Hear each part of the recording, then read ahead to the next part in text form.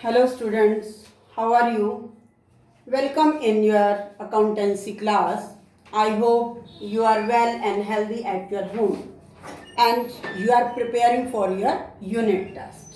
So do well, and today we start a new chapter, change in profit sharing among existing partner. In last video we will start this chapter and we learn about sacrificing ratio, gaining ratio and adjustment at the time of change in profit sharing among existing partners. जो जो adjustment की जाती थी उनकी हमने बात की थी. अब हम स्टार्ट करते हैं second adjustment, treatment of goodwill. अब गुडविल क्यों? दो ही टाइप की गुडविल होती है, एक होती है परचेज गुडविल और एक होती है सेल्फ जनरेटेड गुडविल. तो परचेज गुडविल को हम अपनी अकाउंट्स की बुक में रिकॉर्ड करते हैं और सेल्फ जनरेटेड गुडविल को हम रिकॉर्ड नहीं करते. तो आज जो हम पढ़ेंगे method of valuation of goodwill. जब भी रिकॉन्स्टिट्यूशन ऑफ द फर्म होता है उस टाइम गुडविल को वैल्यूएशन किया जाता है, वैल्यूएट किया जाता है. तो आज हम उसी गुडविल की मेथड को, वैल्यूएशन के मेथड को रीड करेंगे. तो गुडविल को वैल्यूएशन करने के टोटल 3 मेथड हैं. Number 1 average profit method. Average profit method भी दो टाइप से है, एक है सिंपल एवरेज प्रॉफिट मेथड और दूसरा होता है weighted average profit method. Clear? And today we start average profit method, that means simple average profit method. उसमें गुडविल के वैल्यूएशन करने का क्या फार्मूला होता है? Value of goodwill is equal to average profit multiply number of years of purchase. अब इसका name क्या है? Simple average. तो first of all we know the average profit. अब एवरेज प्रॉफिट मेथड क्या होता है? ये सिंपल मेथड है क्योंकि एवरेज प्रॉफिट निकालना बहुत ही इजी है. जितने भी पास्ट ईयर्स का आपको प्रॉफिट दे रखा होगा, total of the past given year profit divided by number of year. For example हमें लास्ट ईयर के 5 जो है ईयर्स का प्रॉफिट दे रखा है. We add all the 5 year profit and divide by 5.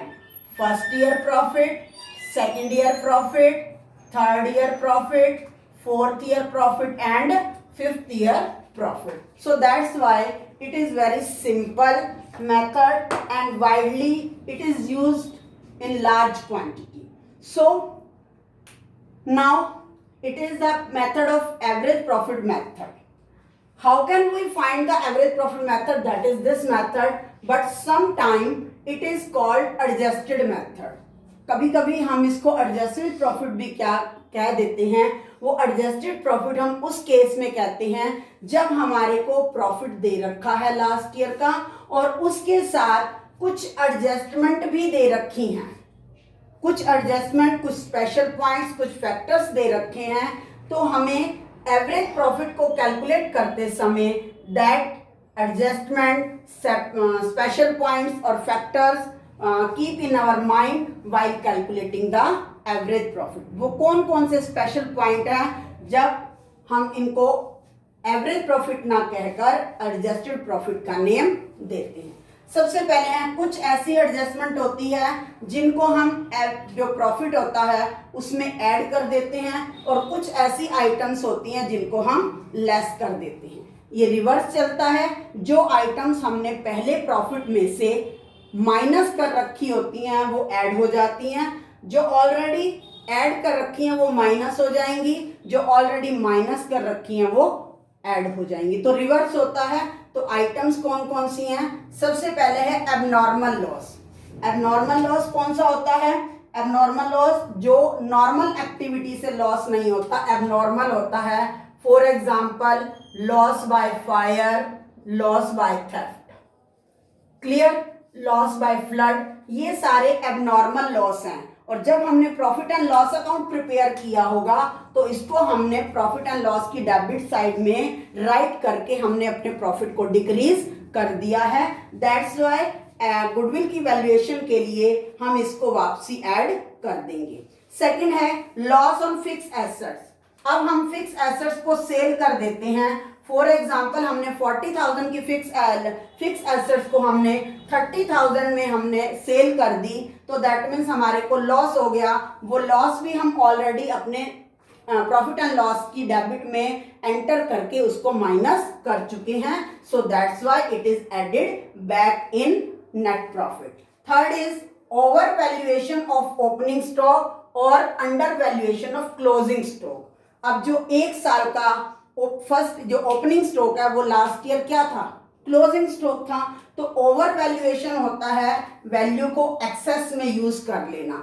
जब हम ओपनिंग स्टॉक की वैल्यूएशन को एक्सेस में मेजर कर लेंगे तो दैट मीन्स हमारा प्रॉफिट जो है वो डिक्रीज हो चुका होगा, क्योंकि ओपनिंग स्टॉक ओवर वैल्यूएशन है, ठीक है, तो हमारी डेबिट साइड इंक्रीज हो चुकी है और जिससे हमारा प्रॉफिट कम हो चुका है, तो हम उसको वापसी ऐड कर लेंगे। इसी तरह से under valuation of closing stock अगर हम करेंगे तो हमारी profit and loss trading account का क्रेडिट वाला टोटल कम हो जाएगा, जिससे हमारा प्रॉफिट भी डिक्रीज हो जाएगा, that's why it is added back. Fourth point is non-recurring expenses. Non-recurring expenses are those expenses which are not related to the normal course of the business. कभी कभी हम फ्यूचर में ऐसी कोई expenses करने पड़ सकते हैं, तो that are called non-recurring expenses. ये भी हम प्रॉफिट एंड लॉस की डेबिट में ऑलरेडी माइनस कर चुके हैं, now we will add it. Last है capital expenditure charge as revenue expenditure.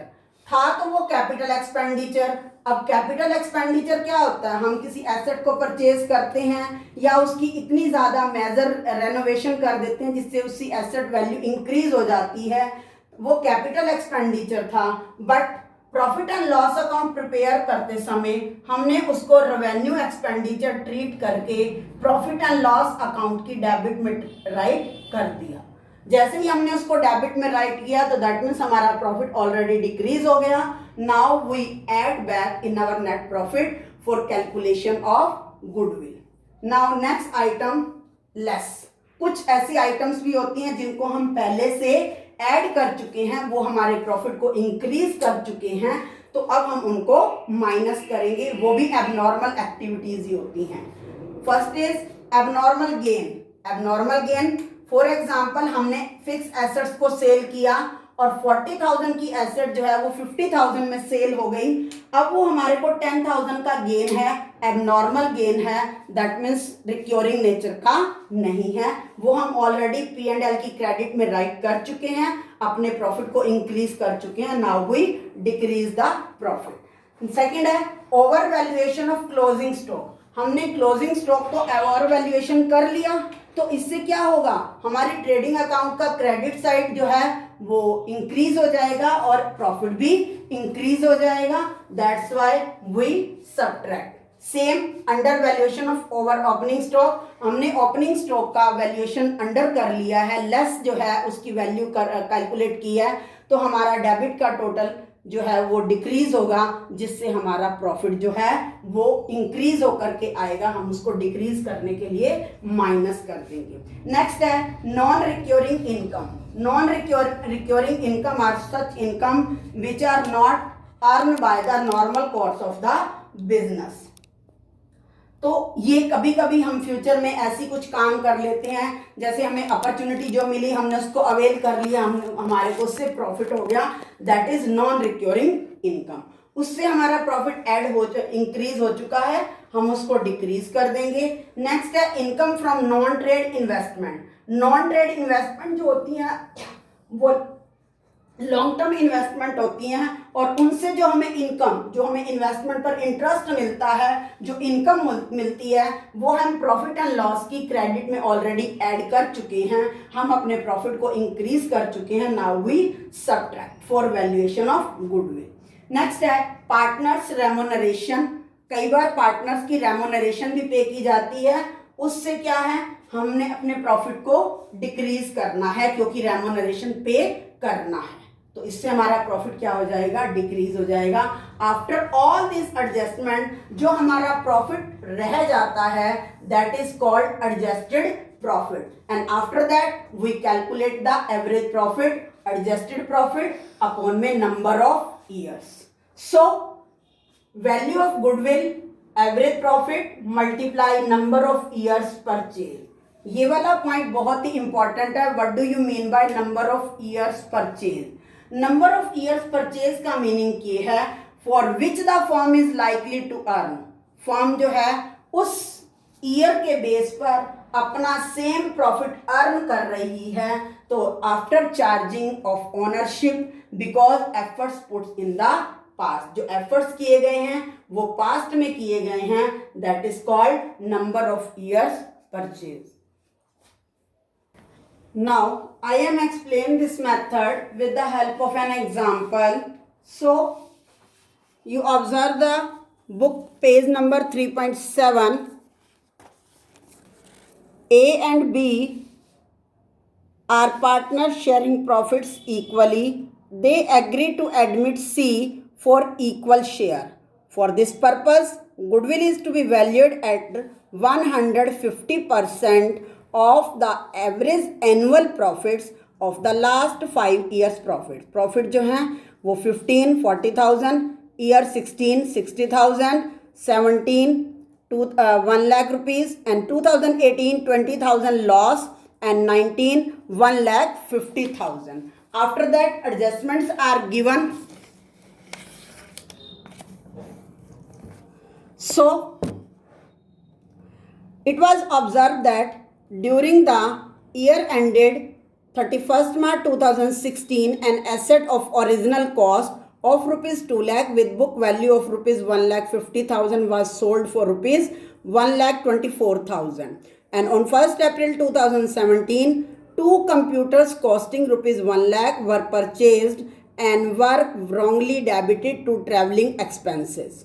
2 computer खरीदे थे 1 लाख रुपीज़ की, वो गलती से हमने ट्रैवलिंग एक्सपेंसेस, कैपिटल एक्सपेंडिचर को हमने रेवेन्यू एक्सपेंडिचर ट्रीट कर लिया.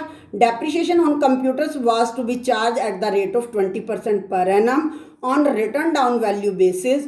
Calculate the value of goodwill. अब इस क्वेश्चन में हमने गुडविल की वैल्यूएशन कैलकुलेट करनी है. हमारे को 15 से लेकर 19 तक प्रॉफिट दिया हुआ है, but there are 2 adjustment. One is capital expenditure को ट्रीट किया गया है रेवेन्यू एक्सपेंडिचर, और उसके ऊपर डेप्रिसिएशन भी चार्ज है. और फर्स्ट जो एडजस्टमेंट है वो हमने एक ओरिजिनल कॉस्ट जो एसेट थी उसको हमने सेल कर दिया था, उसका भी हमने प्रॉफिट उसमें बाय मिस्टेक ऐड कर लिया था, लॉस को हमने माइनस कर दिया था. तो how can we calculate the adjusted profit? Adjusted profit को कैलकुलेट करने के लिए हमें टेबल बनानी होगी. Particular 2015 profit, it is rupees 40,000, and 2016 profit 60,000, and 2017 1 lakh, and 2018 there is loss. Loss को हम ब्रैकेट्स में शो करेंगे क्योंकि ये नेगेटिव अमाउंट है. And 2019 profit was 1,50,000. अब ये एडजस्टमेंट का इफेक्ट देखेंगे कि ये ऐड होगी या लेस होगी. अब हमने जो फिक्स एसेट थी उसकी ओरिजिनल कॉस्ट 2 लाख थी, लेकिन बुक वैल्यू 1,50,000 थी और सेल कर दी हमने 1,24,000 की. तो दैट मीन्स हमारे को 26,000 का लॉस हुआ था. ये इसकी बुक वैल्यू है और ये सेल प्राइस है, तो दैट मीन्स ये क्या हो गया? लॉस. तो लॉस हुआ है, तो जब हमने अपना profit and loss account prepare किया होगा तो उस साल हमने इसको माइनस कर दिया गया होगा, डेबिट में हमने एंटर कर लिया होगा. ईयर था 31 मार्च 2016. तो 16 के प्रॉफिट में हम इस 26,000 को क्या कर देंगे? ऐड कर देंगे, क्योंकि लॉस मैंने अभी बताया ऑलरेडी माइनस हो चुका है, तो ऐड हो जाएगा back. We write here loss on sale of asset. Clear? And next is हमने क्या किया? कैपिटल एक्सपेंडिचर था, 2 कंप्यूटर परचेज किए थे, हमने उसको ट्रैवलिंग एक्सपेंसेस मान करके 1 लाख रुपीस हमने प्रॉफिट एंड लॉस अकाउंट में माइनस कर दिए थे, डेबिट कर दिए थे, तो फिर वापसी वो ऐड हो जाएंगे। वो ईयर था 1 अप्रैल 2017। इस कंसेप्ट को ध्यान से अंडरस्टैंड करना बेटा। डेट थी 1 अप्रैल 2018, दैट मीन्स उसने हमारे कौन से प्रॉफिट पर इफेक्ट डाला होगा, 2018, क्योंकि हमारे ईयर का एंड किस दिन हुआ होगा, 31 मार्च 2018। तो 2018 के अंदर हमारा प्रॉफिट जो है 1 लाख रुपीज से डिक्रीज हो चुका होगा। तो अब हम इसको क्या कर देंगे, ऐड कर देंगे। Here right cost of computer, capital expenditure treated revenue expenditure. Clear. अब इसके साथ दूसरी एडजस्टमेंट दे रखी थी कि हमने डेप्रिसिएशन चार्ज करना है। हमने प्रॉफिट एंड लॉस की डेबिट में डाल दिया था, तो प्रॉफिट एंड हमने डेप्रिसिएशन तो चार्ज किया ही नहीं था, लेकिन डेप्रिसिएशन क्या है, हमारा रिक्योरिंग एक्सपेंसेस है, तो इसको हम क्या करेंगे, लेस कर देंगे। Less depreciation on computers. आपने 11th में पढ़ा था कि डेप्रिसिएशन कैसे कैलकुलेट किया जाता है। हमने रिटर्न डाउन वैल्यू मेथड से डेप्रिसिएशन कैलकुलेट करना है। तो सबसे पहले हम डेप्रिसिएशन कैलकुलेट करेंगे 31 मार्च 2018। दोनों कंप्यूटर की कॉस्ट कितनी थी, 1 लाख, और डेप्रिसिएशन की रेट है 20%। तो 1 लाख इंटू 20% मल्टीप्लाई बाय 100, तो 20,000 आ गया। अब हम नेक्स्ट ईयर भी इसके ऊपर डेप्रिसिएशन चार्ज करेंगे, क्योंकि नेक्स्ट ईयर फिर हमने डेप्रिसिएशन चार्ज नहीं किया, क्योंकि वो तो हमने रेवेन्यू एक्सपेंडिचर माने हुए थे। नाउ ऑन 30 डेप्रिसिएशन ऑन 31 मार्च 2019 कौन सी वैल्यू पर कैलकुलेट करना है, हमने रिटर्न डाउन वैल्यू मेथड पर। और आपने 11th में सीखा था रिटर्न डाउन वैल्यू मेथड में क्या करते हैं, एसेट की वैल्यू माइनस डेप्रिसिएशन। तो ये रिटर्न डाउन वैल्यू आ गई। इसकी रिटर्न डाउन वैल्यू कितनी है, 80,000। अब हम इसका 20% जो है वो क्या कैलकुलेट कर लेंगे, डेप्रिसिएशन। तो करंट ईयर में 19 ईयर में इसका क्या आएगा, डेप्रिसिएशन 16,000। दैट मीन्स ये हम माइनस कर देंगे 20,000 का 18 में से और 16,000 19 में से। Depreciation on computers. Now we add and subtract all the items and it is called adjusted profit.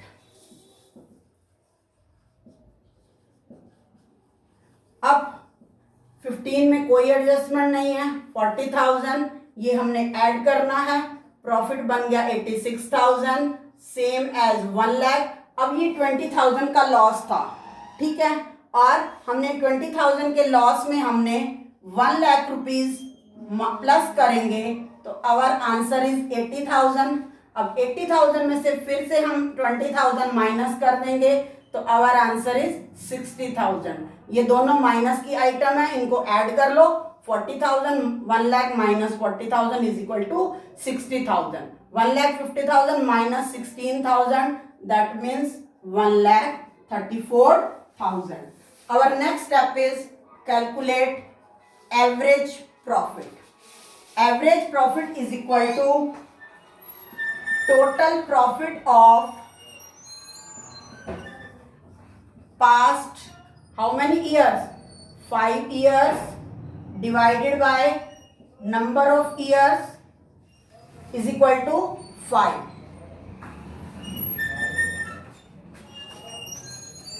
Now we calculate the total profit.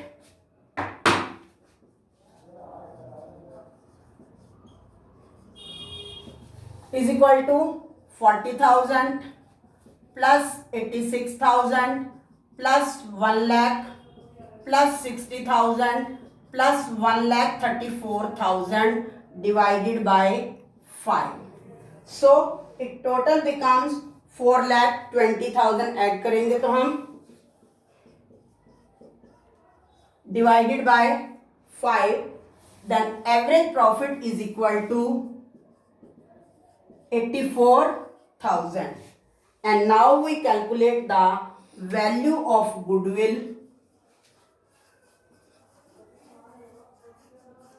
is equal to average profit multiply number of years purchase. Otherwise in this question it is given 150%.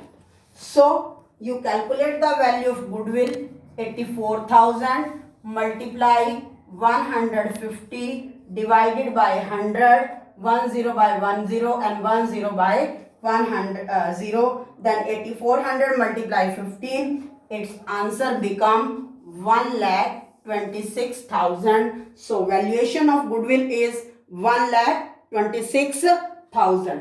इसी के साथ second method जो है उसका name है weighted average profit method. उसमें कोई खास डिफरेंस नहीं है. यहां पर आपको वेट दे दी जाएगी तो आपने फार्मूला जो है वो चेंज कर लेना है. ठीक है, okay, thank you. Our second method is the simple. जो एवरेज प्रॉफिट मेथड का था सेकंड पार्ट क्या था? Weighted average profit method. तो उसमें और सिंपल एवरेज में कोई ज्यादा डिफरेंस नहीं है. वहां पर वेटेड एवरेज प्रॉफिट मेथड में आपको हर ईयर को एक वेट दे रखा होगा.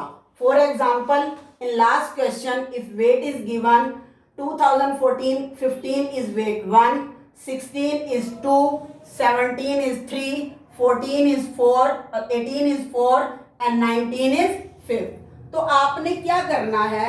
First of all you multiply the profit with the weight. जो भी उसका एडजस्टेड प्रॉफिट मिला है आपको, आप उसके वेट से मल्टीप्लाई कर दो. 15 की वेट 1 है तो हम 40,000 को 1 से मल्टीप्लाई कर देंगे. 16 की वेट 2 है तो हम 2 से मल्टीप्लाई कर देंगे. 17 की वेट 3 है, वी विल मल्टीप्लाई बाय 3. 18 की वेट 4 है, we will multiply with 4 and 19 की वेट है 5. तो इसको हम मल्टीप्लाई कर लेंगे. It become 40,000 multiply 1,86,000 multiply 2, 1,72,000. 1 lakh multiply 3, 3 lakh plus 60,000 multiply 2, 4, 2,40,000 plus 1,34,000 multiply 5, 7,70,000.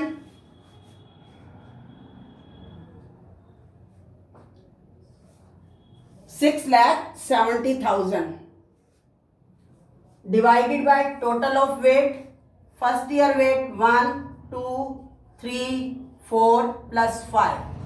Then total it become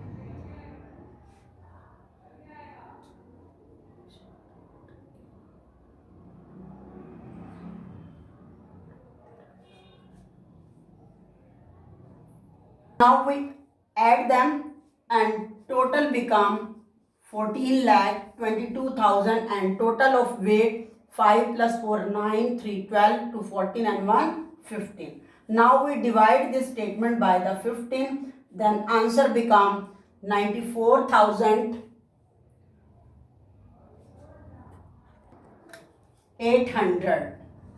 So goodwill valuation of goodwill is 94,800. So these are the two methods of simple average profit method and second is the weighted profit average method. I hope you understand this question. Thank you. Have a nice day.